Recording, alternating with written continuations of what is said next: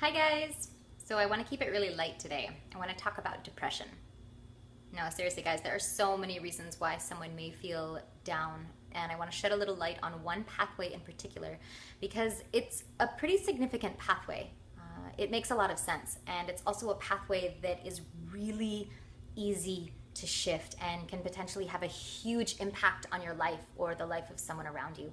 So a couple of videos back, I talked about how when the body is dehydrated, it will actually use the amino acid tryptophan to shuttle wastes and toxins out, which means that there isn't a lot of tryptophan to make serotonin, a neurotransmitter that has a huge impact on our happiness.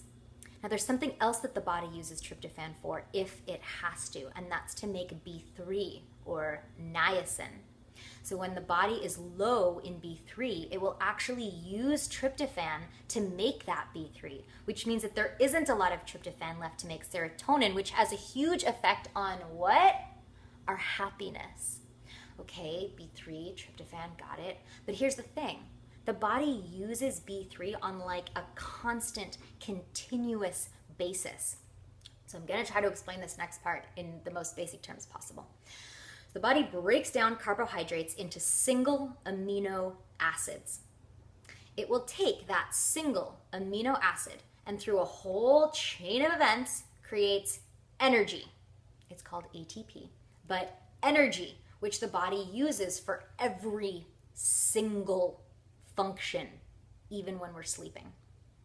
Now, the body in that chain of events will also store energy. There are a couple different ways that the body stores energy. And one way that the body stores energy requires B3 in order to exist.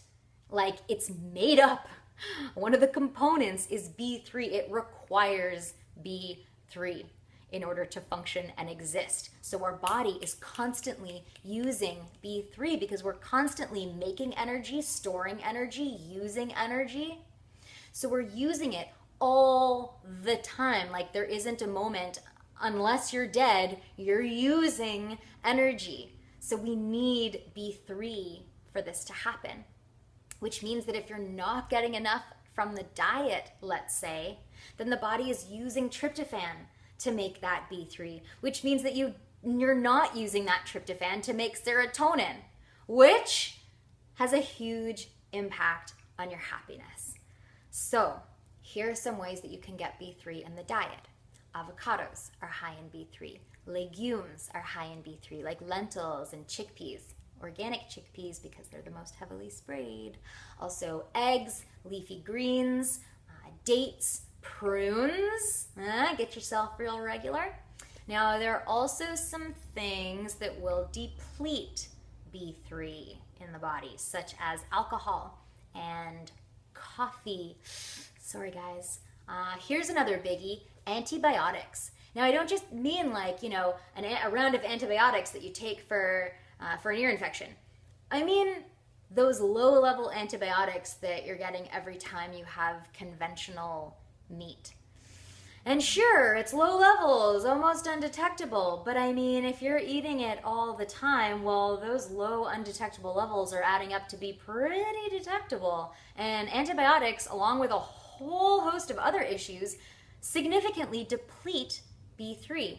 Also, sugar excess and corn. Oh my gosh, corn is in everything. Many videos back, I went through a whole list of names that corn is otherwise known as. It's hidden in everything. So stay away from those packaged box goods. They're not good. Stay away from them. They're depleting B3 and potentially leading to a lack of happiness. So cue the supplement of the day. I showed this in my last video about allergies, but I really love B vitamins. Look, when you look at the list of deficiency symptoms from a lack of B vitamins, every single one has one word in common, and that's depression. Yeah, that's a deficiency symptom of every single B vitamin. So get yourself a nice B complex. This AOR Advanced B complex is great. It actually has a ton of B3. It has like 353 milligrams of B3, which is a lot, but we need it. We use it on a daily basis. So get yourself a nice B complex, drink a ton of water, and see how you feel before heading over to the pharmaceuticals. See if there's something you can do with your diet to address the root cause instead of just looking at the symptoms, but like look at why this is happening and what you can do to remedy that. So thanks for watching, guys. Here's to your health.